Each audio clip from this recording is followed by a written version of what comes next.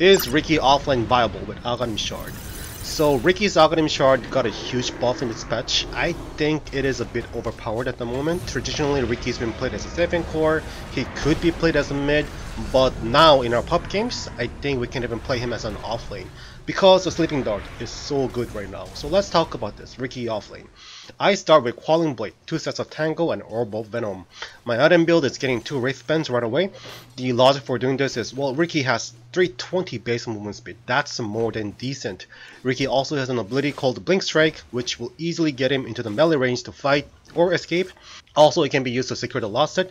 So coming from my experience, as long as I have more stats, I always felt quite safe and strong during the laning stage as a Riki. Then I'm gonna work on getting Power Trash, Magic Wand, and Orb of Charisma. With these items, we're talking about like post level 6, Riki is not weak, he's actually really strong, you'll be surprised. So you can start participating in every team fight in front of you, and I don't think you will lose any, unless you're dealing with someone like Bristleback or outnumbered. Ideally speaking, by minute 10, your item addition should look something like this. And the skill build, I like maxing out the Blink Strike and Tricks of Trade. I'll do that 90% of the time, but I won't be surprised if you want to do a value point in Smokescreen. Then I'm gonna work on getting Meteor Hammer right away, and everyone's gonna be like, what the fuck, get out of here, Riki needs Diffusion Blade, blah blah.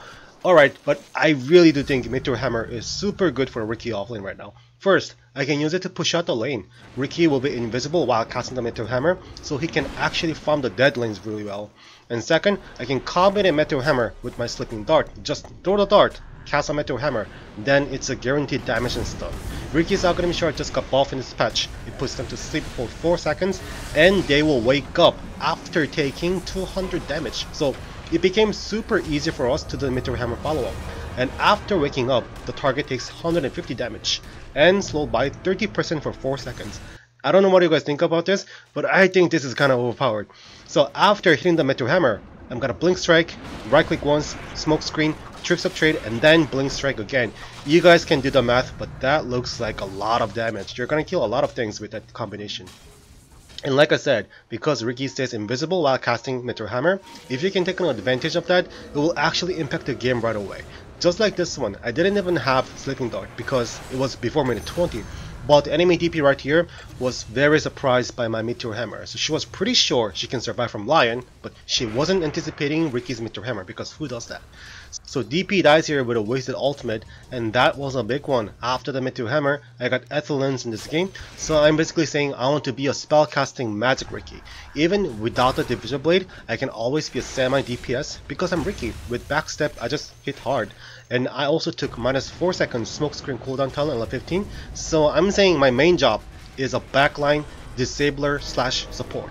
With this itemization, if you get caught by my Sleeping Dart anywhere in the map, there will be a follow-up from my Meteor Hammer, Lion's Blink Dagger, the Wraith King stun, Tuskar throwing his spells, so on. So highly likely you're gonna get chain stunned and you will die if I ever catch you alone in the map.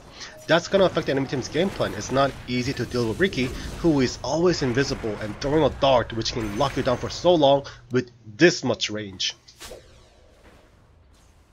In the late game, I got Nullifier as my final optimization. People's gonna ask, why the hell Nullifier now? Well, it definitely is a situational item. I got it after seeing the enemy DP picking up Aeon Disc, Ghost Scepter, and Yule Scepter. So she was literally begging me to get a Nullifier. Also, Nullifier dispels Wind Ranger's Wind Run, it dispels Abaddon's Apodic Shield as well, and if they get a Lotus Orb, it will dispel it too. So I predicted someone had to get a Nullifier in our team, and it had to be me. I'm not saying that Diffusion Blade as an item is a terrible pick for Riki, I just find it reasonable to get the Meteor Hammer instead. It helps me to farm, to fight, and let's not forget that we can even Meteor Hammer the tower. That's also another big factor we should underestimate. I could still have gotten the Diffusion Blade after the Meteor Hammer, but I got Yasha instead because I felt like I could really use the mobility this game. And Yasha is 16 agility and 12 attack speed. And that's not nothing. More agility, it means I'll be hitting pretty damn hard with my backstab. So it's a matter of what you see in the game and how you visualize winning the game. I'm not always right. If I needed more damage, I would have gotten Diffusion Blade 100%. And that's it for this video, guys. Thanks for watching.